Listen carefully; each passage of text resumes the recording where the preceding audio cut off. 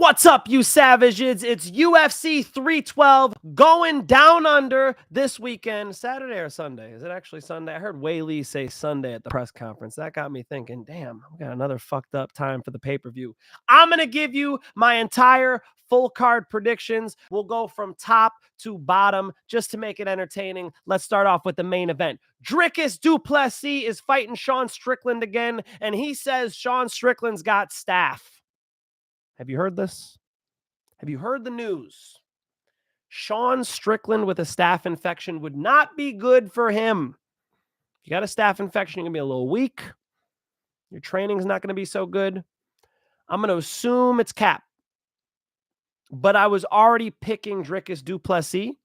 I gave him out on Monday as a most confident pick. So, if anything, that got stronger with that news.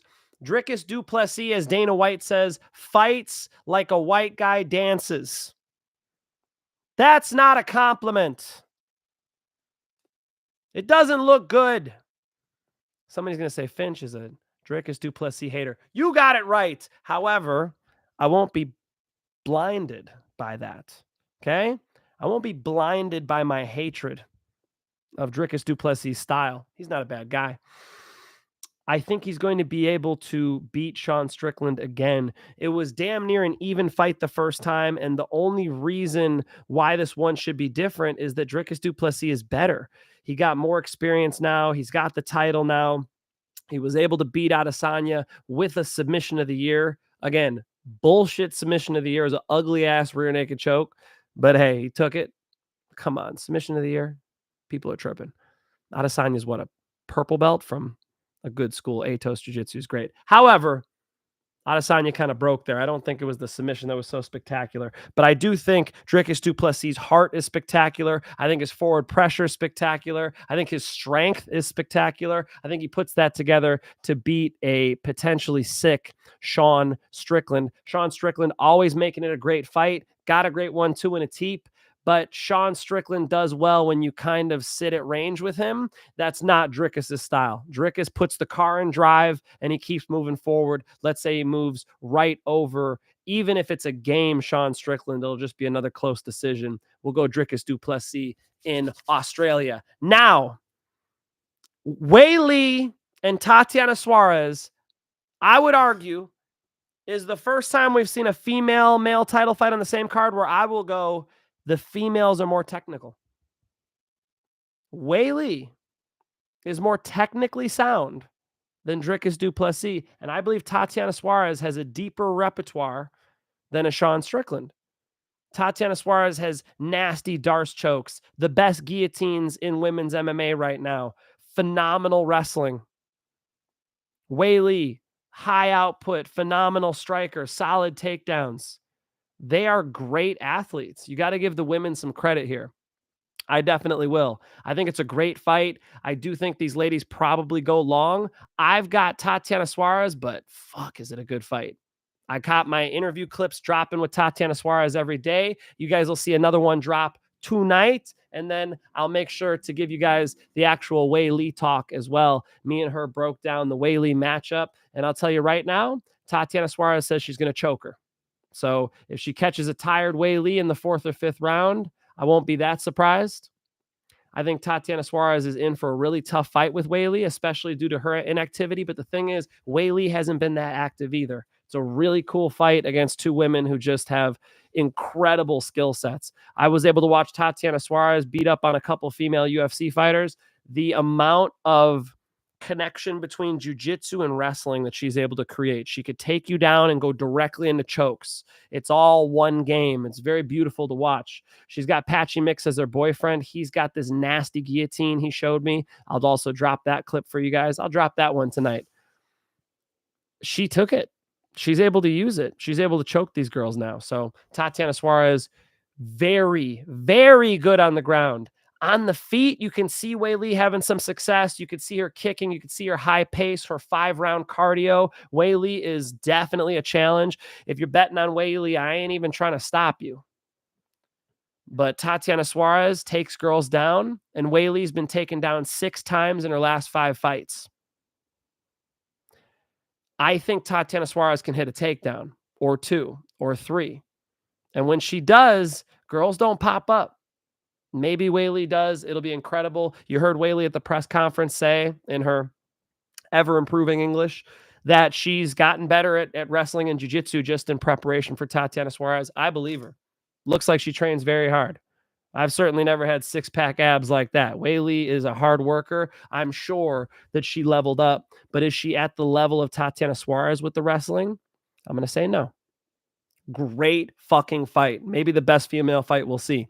Then we'll keep going down the card. We got the big boys. We got Tallison Teixeira versus Justin Tafa. How is this the featured bout of the night? I don't know, but I'm going to go with Justin Tafa getting a KO. Yes, Tallison Teixeira might be able to sleep him, might be able to choke him on the ground. It's not like Tafa's great on the ground. I mean, Tafa's got some issues, right?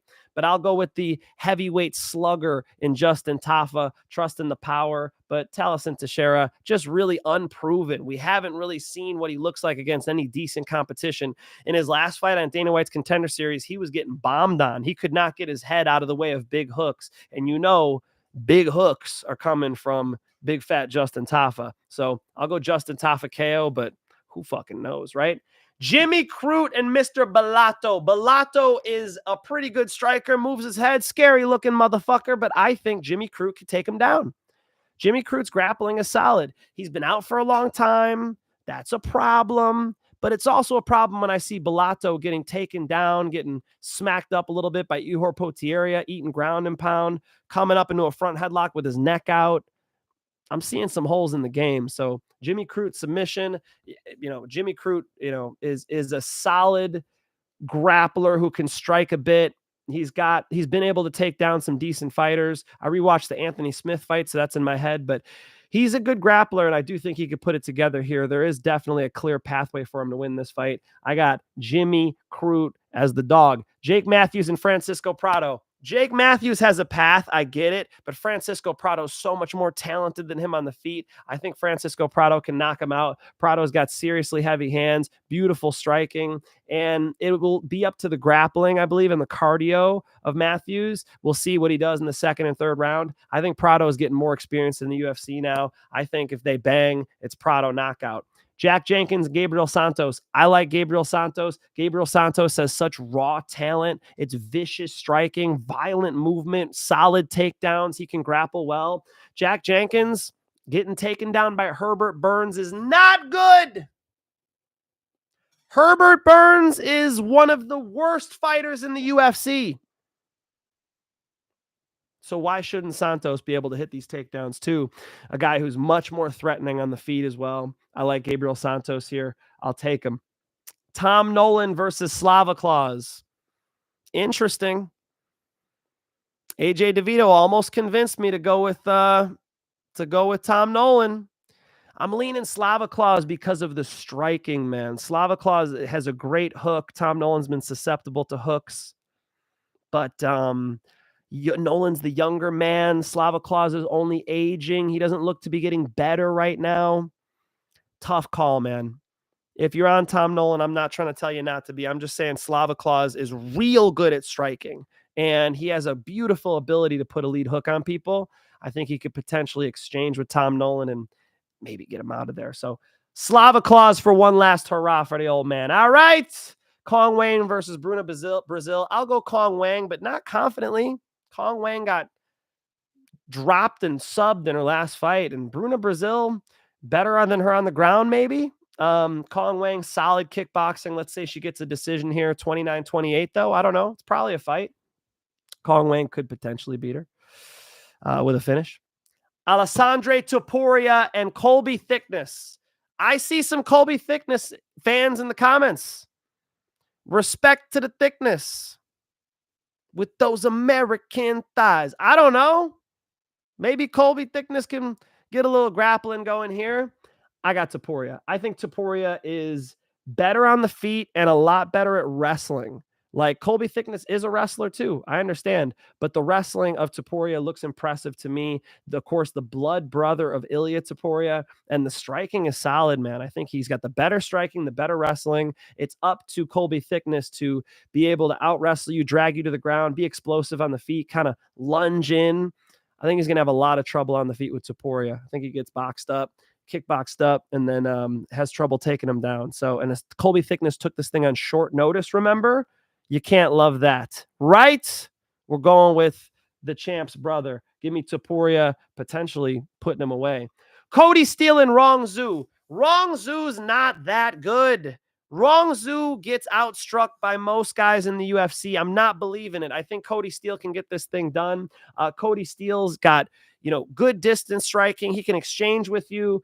He's got, pretty good punching power and great grappling. His grappling is phenomenal. So he should be able to deal with this thing anywhere the fight goes, especially if he gets it to the ground. Wrong Zhu's got, power punching. He is a striker, but I think Wrong Zhu could potentially end up in the wrong position on his back and get TKO'd here or something. Kody Steele, 29 years old, more in his prime. I think he's going to be able to potentially put away a Wrong Zhu. Good lightweight fight right there. Kevin Juicy Smoulier, Juicy versus Mr. McAuliffe. I think Juicy Smollier's got this thing. I think he bounces back. I like his judo. I like his striking. He knows how to slow a fight down. I know he didn't look good against Brian Battle, but Brian Battle's kind of on one right now. You got to love the work of Brian Battle. I've been picking Brian Battle every fucking Saturday, and it's been going well for me. So let's go with Juicy Smoulier bouncing back. Quillian Salkilde versus Anshul Jubilee. Anshul Jubilee did not look good in his last fight. And he was like a 2-3-1 favorite. I don't know. Drop the fucking ball. And so I think the pressure of Salkilde, the grind that he's going to put him under, the pressure cooker he's going to put him under is going to break him. Obviously, I have trouble betting on people in their UFC debuts, but Salkilde is a problem for sure. Jubilee's got good cardio. He's got game everywhere, but I do think Salkilde can put the pressure on him and break him by the third. Hyung Sung Park versus Tumen Dembarel. I like Tumen Dembarel striking. I do, but I think Park is just more well-rounded, and then he can hit takedowns. If Tumen Dembarel can stop the takedown, he could win this fight. It's a close one. It's a pick'em. It's a hard one to predict. I like Park's ability as a mixed martial artist, putting it all together. I do think he gets this decision 29-28 by mixing in takedowns. If he could score those, he'll win the fight. One more time for the people in the back. Dricus du Plessis, Tatiana Suarez, Justin Tafa, Jimmy Crute, Francisco Prado, Gabriel Santos, maybe Slavaclaus, Cong Wang, Alessandre Topuria, Kody Steele, Kevin Juicy Smoulier, Juicy, Quillian Salkilde, and Hyung Sung Park for the win. FTW. Folks, those are my full card predictions for UFC 312 going down on Saturday. I hope you guys get to enjoy some lovely fist fights. They saved a lot of the best fights for Saudi Arabia. I shouldn't say saved. They gave away a lot of the best fights in Saudi. At least we got a nice main and co-main, and some of these fights will be fun, right? All right, let's do this. Let me go to the top. What's up, chat? What up, y'all? Is Tafa the play, bro? Tafa the play? The Tafa brothers are just horrifying to bet on. They can't grapple. Isn't it nice when you got somebody who can control where the fight takes place? Those are not the Tafa brothers. So heavy caution. Sprinkled $40 on Tafa fight to go over 1.5. I could see that, but dude, these guys, their defense, low rating on defense. I made a bunch of money on last Saturday, by betting heavy on over 1.5 for Pavlovich and Rosenstruik, which was plus money, plus 160, plus 180. It was nice, but their defense is better. Like Rosenstruik is a little more tentative than people give him credit for. I don't know why. Every Rosenstruik fight, the Tai Tuivasa line was ridiculous for the over. The Pav fight was stupid for the over. It's not how Rosenstruik fights anymore, man. Look at the way he fights. Listen to him. Listen to his coach. They're like, oh, we want him fighting behind the jabs and the parries and throwing front kicks. It doesn't sound like he wants to run into no shit from Pavlovich or Tai Tuivasa. This is not that. These guys are a little more wild, but that Samoan head he's got could come through. So I will give him that. Tafa, brick of a head, man. That Mark Hunt head pays dividends. We need to rediscuss this Suarez fight. Unbelievable you're taking her over Weili. Unbelievable. This damn near Olympic wrestler, this woman who has dominated Carla Esparza. Dominated. Who's the Mexican champion? Alexa Grasso. Dominated Andrade. I mean, she has really been able to show a levels difference between her and the other women. Alexa, stop. Don't get that Amazon thing. It's always talking to me. I said Grasso's first name, and she wants to have a conversation over there. Tatiana Suarez's wrestling is unlike anything Weili has faced. First, admit that. Second thing to admit, her submission grappling is on a whole other level than anybody that Weili's faced. You admit that too. Because I've seen it myself. I've seen it in the UFC. Her chokes are phenomenal. Patchy Mix has choked out UFC middleweights for the top 5 ranked. No names.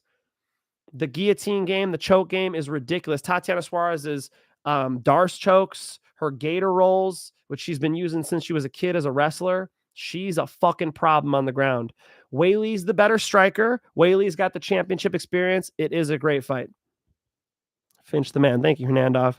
DDP is more of a lock now looking at Sean's. I hope he doesn't have staff. The late night Finch. Fuck yeah, I'm always late night, bro. I stay up way too late. Nolan versus Slavaclaus, no distance. Maybe. They might go to war. Steele money line, Jusei money line, Zhang money line, maybe. Weili, here's JR fam again. Weili beats Suarez everywhere. Way too much time off. Hasn't fought since 2023 and now steps up to a title fight against someone who can best her on the feet, out wrestle her while avoiding a sub. Whoa, out wrestle her? You think Weili is going to out wrestle Tatiana Suarez? If that's the case, it's late. It's not first, second round Tatiana Suarez. I'll tell you that right now. Okay? Seen plenty of fist fights in my day. The ability of Tatiana Suarez to offensively wrestle is incredible. Now, the one thing that Weili could potentially do is take her down by being on the front foot, by moving forward. We saw George St. Pierre make a career out of doing this. George St. Pierre sets up takedowns by sort of holding his ground, finding ways to enter in. You think he's going to jab you, and then boom, he level changes. Like that mix of striking and wrestling. If she could kind of surprise Tatiana with the level change, that's different. But just in the pure wrestling, grinding on the fence, you know, her takedown defense is not great. I'm talking about Weili. Weili's been taken down by a lot of women. 6 takedowns she's given up in her last 5 fights. Chill on the Weili wrestling love. Although Weili's wrestling coach, Captain Eric Alberison, that's my boy. What about her layoff? Yo, Weili hasn't been active either. Suarez is live for sub. I'm telling you, talking me right out of the Zhang money line. I'm not trying to. I'm serious. Zhang Weili is what, the top pound for pound female fighter in the world. How could I ever say don't bet on the top pound for pound fighter in the world? When it comes to the guys, I bet on Islam Makhachev every fucking fight. You know, he's always in some fucking parlay. So how am I going to tell you not to bet on the best? I'm just saying Tatiana Suarez is different. This is another level of submission grappling. I hope these two have a trilogy. All right. Thickness as his lock of the week? I hope not. I'm going to scroll down a little bit more here, trying to get more of you guys.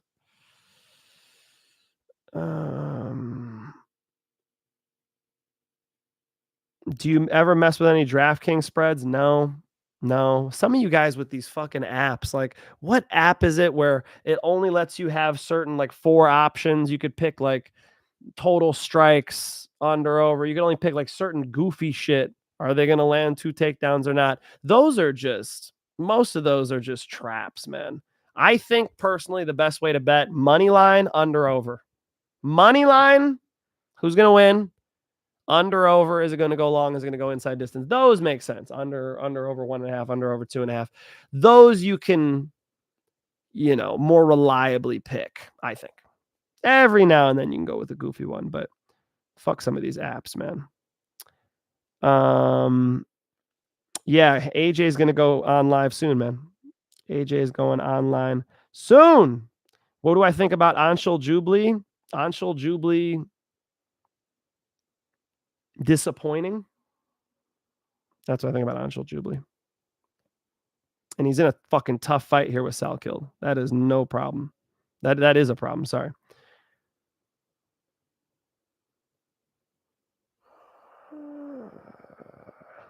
I'm with Suarez, Wave, Finch. Let's go, Hernandez.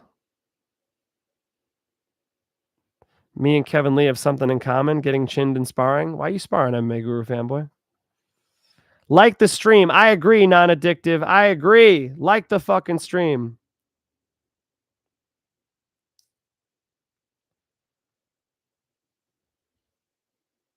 Whose lock of the week was Adesanya? LOL. Yeah, we went with Imavov. Imavov he showed. He's in his fucking prime. So you see somebody on fire like that in their prime, underdog, went with it. What up, Tyson? Oh, MMA experts in the motherfucking house. What up? AJ DeVito's in the house. My cousin Tyson Finch is in the house. Good to see y'all. What's up?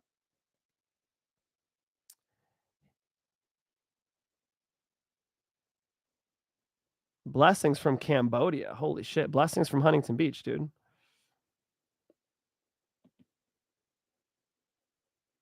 Let's go. Let's go, Paku. Welcome, Paku.